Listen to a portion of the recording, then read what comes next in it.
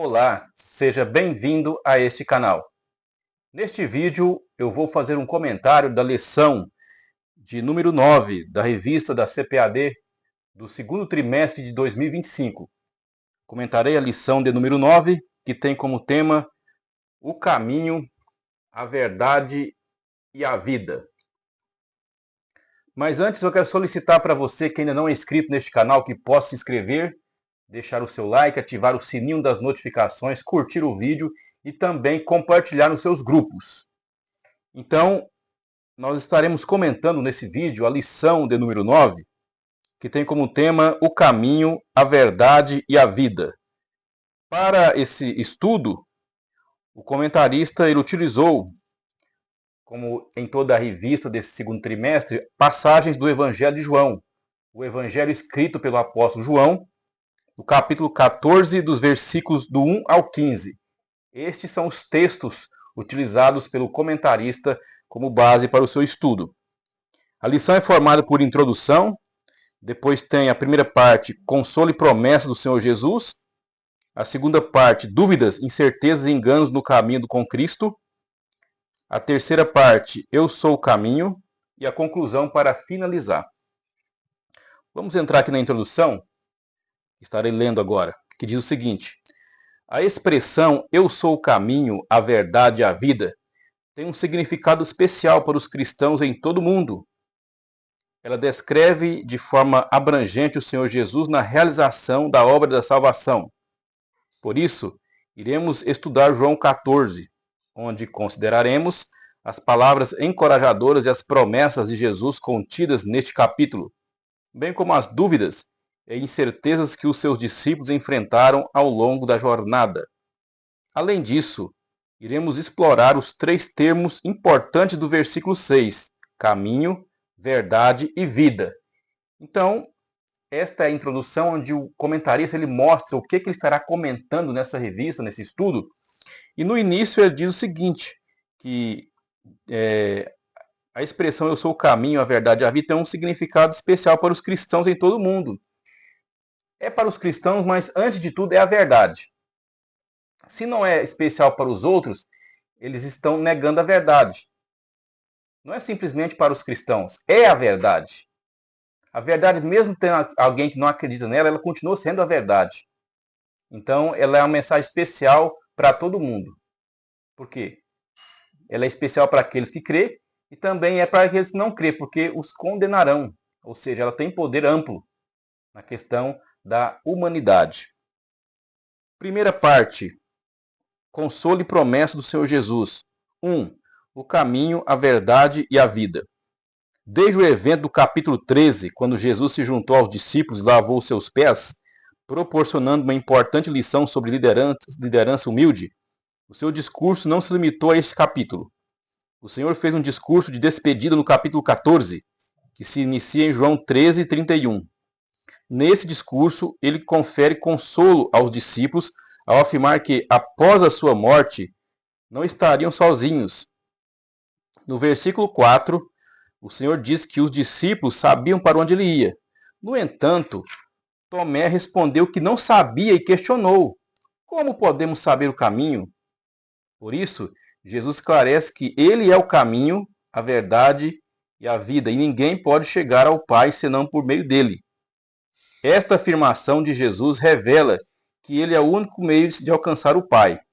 É a verdade que o revela e representa assim a verdadeira vida de Deus. Então é a verdade plena. Então o comentário aqui mostra que realmente tem a ver com a passagem, né, do Evangelho de João no capítulo 14, quando Jesus ali dando seu último discurso aos discípulos, antes de ser entregue para ser crucificado, Tomé faz uma pergunta, né, para Jesus, como podemos saber o caminho? Né? Então ele questiona essa questão aí. Jesus vai e responde que ele é o caminho. Não existe outro caminho. Por isso que é difícil, biblicamente, aceitar o dogma da veneração, da adoração a Maria que existe no catolicismo. É difícil de aceitar isso, biblicamente. Porque aqui Jesus fala plenamente que ele é o caminho. É a ele que as pessoas devem se dirigir. É a ele que as pessoas devem adorar. Então não tem como. Biblicamente é impossível conciliar veneração aos santos, aos anjos e a Maria como algo bíblico, como algo correto. Biblicamente não tem como conciliar isso. Segundo, consolo no cenário de angústia. É evidente que Jesus estava angustiado. O nosso Senhor tinha plena consciência de que estava aproximando-se a hora da sua entrega nas mãos dos homens. Em breve seria crucificado, morto e sepultado. Contudo, surpreendentemente, mesmo neste contexto de dor, Jesus dirige-se aos seus discípulos com o intuito de confortá-los. Apesar da imensa pressão emocional e espiritual que enfrentava, ele revela que o sofrimento pelo qual iria passar traria o bem para todos. Assim sendo, aquilo que parecia uma derrota era na verdade uma vitória. O fim trágico transformava-se num glorioso começo. Embora doloroso e angustiante, o caminho a seguir apontava para um cenário glorioso. Então essa questão, esse comentário é interessante porque a situação que Jesus ali enfrentava, chegando a sua hora de ser entregue aos homens para ser crucificado, realmente ali era uma situação espiritual muito intensa, muito forte que ele estava passando. Tanto é que quando ele ora no jardim do Getsemane, ele sua em uma grande quantidade de suor, como se fosse gotas de sangue caindo no chão. Então, mesmo assim, nessa angústia que ele enfrentava ali, ele ainda estava consolando os discípulos. Ele tinha força para consolar, para dar um ânimo. Mesmo ele estando numa situação difícil, uma situação de prova extrema, ele estava consolando aqueles que não estavam nessa situação de extrema provação. Então, a gente vê o cuidado dele para com os discípulos. 3. Uma promessa gloriosa. Jesus declarou que o caminho de Deus leva às moradas celestiais preparadas para os seus seguidores. A expressão casa de meu Pai refere-se ao céu, um lugar com muitas habitações para os fiéis em Cristo. Esta realidade espiritual futura proporciona uma esperança gloriosa para os santos. A Igreja de Cristo vive na expectativa do retorno do nosso Senhor. Apesar dos tempos trabalhosos pelos quais passamos, a promessa do arrebatamento da igreja alegra e anima os corações dos fiéis. Nesse sentido, podemos já experimentar um pouco do que nos aguarda no céu. Assim será que seremos convocados por Jesus para nos reunirmos num maravilhoso encontro com Ele nos céus. Então, aqui o comentarista ele se refere ao versículo, né, quando Jesus fala assim, ó, vou preparar lugar, né, para os discípulos. Eu posso até voltar na leitura bíblica em classe aqui, que Jesus diz assim, ó, não se turbe o vosso coração, credes em Deus, crede também em mim. Na casa de meu Pai há muitas moradas. Se não fosse assim, eu vos teria dito, pois vou preparar-vos lugar. E se eu for e vos preparar lugar, virei outra vez e vos levarei para mim mesmo, para que onde eu estiver, estejais vós também. Então aqui, os defensores do arrebatamento, eles pegam então este versículo para provar que realmente aqui Jesus está se referindo ao arrebatamento. Por quê? Porque ele diz que vai levar os discípulos para as moradas do Pai. E onde que é isso? É no céu. Então logo, o arrebatamento está nítido aqui. Por quê? Porque ao arrebatar a igreja, ele leva para o céu e depois aqui vai acontecer a grande tribulação. Se não for assim, a palavra fica em contradição. Por quê? Porque se Jesus arrebatar depois da tribulação, então a igreja não vai para o céu. Vai ficar aqui, vai nos ares e já desce para cá novamente. Não chega no céu, não chega no paraíso. Então fica em contradição se o arrebatamento não for antes da grande tribulação. Porque aqui as moradas de meu Pai se refere ao céu, ao paraíso. Continuando aqui, agora vamos entrar na segunda parte do estudo. Dúvidas, incertezas e enganos no caminho com Cristo. Primeiro, a dúvida de Tomé. No versículo 5, encontra-se a incerteza do discípulo Tomé. Como podemos saber o caminho? Neste evangelho, Tomé é retratado como um discípulo fiel, corajoso, que tinha um profundo amor por Jesus e teve a coragem de manifestar as suas dúvidas. Este episódio ilustra que durante a nossa caminhada com Cristo, não é incomum que surjam dúvidas. Contudo, assim como Tomé recebeu de Jesus a resposta, eu sou o caminho, a verdade e a vida, também nós podemos ouvir estas palavras. Então é normal, como aconteceu com os discípulos, acontecer com os discípulos atuais na caminhada cristã, que pode se deparar com situações onde ficam em dúvida, onde ficam pesarosos, onde ficam pensativos. mas o importante é continuar trilhando o caminho que é o próprio Jesus. 2. As incertezas de Pedro e Filipe. O Evangelho de João revela que Pedro não compreendia totalmente sobre o lugar que Jesus mencionava para onde estava indo. No capítulo seguinte, Filipe pede a Cristo que lhe mostre o Pai. É notável que, tal como Tomé, Pedro e Filipe ainda tinham as suas questões esclarecidas por Jesus. Eles também enfrentavam incertezas. Não somos diferentes deles. Certamente haverá momentos em que nos sentiremos semelhantes a Tomé, Pedro e Filipe. Porém, devemos aprender a escutar o Senhor Jesus Cristo. Então aqui ele mostra, mais uma vez, o comentarista aqui, na nossa caminhada vai ter momentos que vamos passar por situações como passou aqui Filipe, Pedro e Tomé também, mas que devemos, mesmo assim, confiar em Cristo. 3. O engano de Judas Iscariotes. Em João 13, é revelado que nosso Senhor anunciou que um dos seus discípulos iria traí-lo. Essa pessoa era Judas Iscariotes, seu discípulo. Ele acompanhou Jesus, mas não conseguiu interiorizar os seus ensinamentos e, por isso, não depositou fé suficiente no Filho de Deus. Assim sendo, traiu-o e vendeu-o por 30 moedas de prata. Lamentavelmente, Judas não reconhecia Jesus como o Salvador e Redentor da humanidade pecadora. A sua visão do Messias restringia-se às questões sociais e políticas para libertar Israel da opressão romana. Portanto, por meio de Judas, aprendemos a importância de não confundir as nossas prioridades enquanto seguimos a nossa jornada com Cristo. Então, aqui mostra que Judas foi um dos discípulos, né, dos 12 apóstolos, e isso nos causa estranheza. Como que alguém, né, foi escolhido ali para ser um dos 12 e cometeu este erro, cometeu essa traição? Mostra que Judas realmente é aquele tipo de pessoa que, mesmo vendo milagres, mesmo vendo grandes coisas, maravilhas, mesmo assim, não irá seguir a Deus corretamente, em sinceridade. Isso que acontece com os líderes atuais que estão nas igrejas, que são Judas Iscariotes. São pessoas que estão ali vendo o nome de Deus sendo falado, falam no nome de Deus, estão com a Bíblia na mão, a palavra de Deus na mão, e mesmo assim eles não têm a sinceridade no coração. Então, o Judas que existia entre os 12 é um protótipo dos Judas que existem no meio das igrejas, tanto na liderança como na igreja mesmo, no corpo da igreja. Então, ele é uma prova de que existiria o joio no meio do trigo. Continuando aqui, a terceira parte, caminho, verdade e vida. Primeiro, eu sou o caminho. Como analisado em lições anteriores, a expressão eu sou representa um título que revela a natureza divina de Jesus.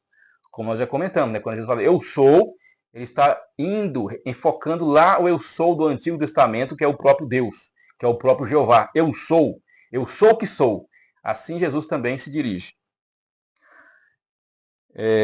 Assim, quando o nosso Senhor afirma eu sou o caminho, está declarando que ele é o acesso singular, exclusivo e único ao Pai. Portanto, não é possível conhecer a Deus e ter comunhão com ele fora de Jesus. Ninguém pode chegar a Deus senão mediante o seu Filho.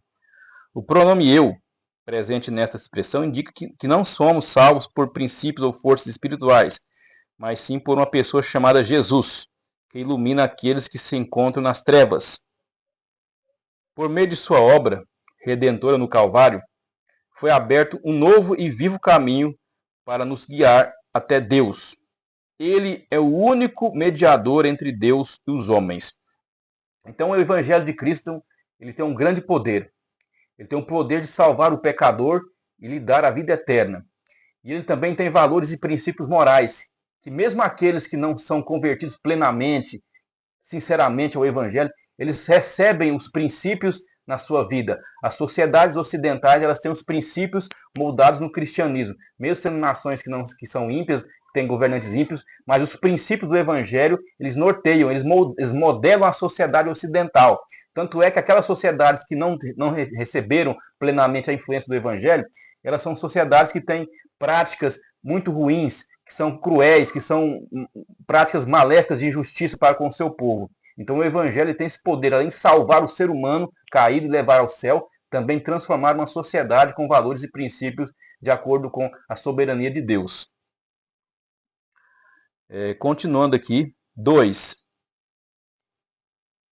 Eu sou o caminho, eu sou a verdade. Jesus não é apenas uma parte ou fração da verdade, mas sim toda a verdade em si mesma.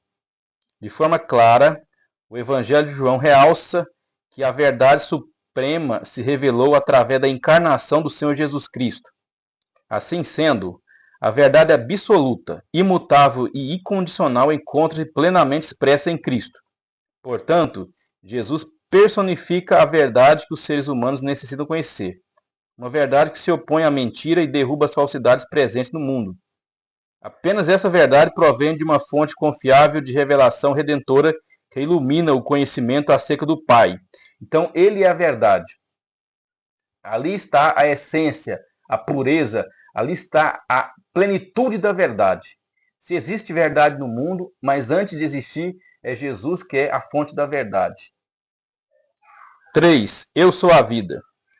A vida mencionada aqui não diz respeito à existência física ou ao sopro vital, mas à vida que contrapõe a morte espiritual por meio da vida eterna concedida por Jesus.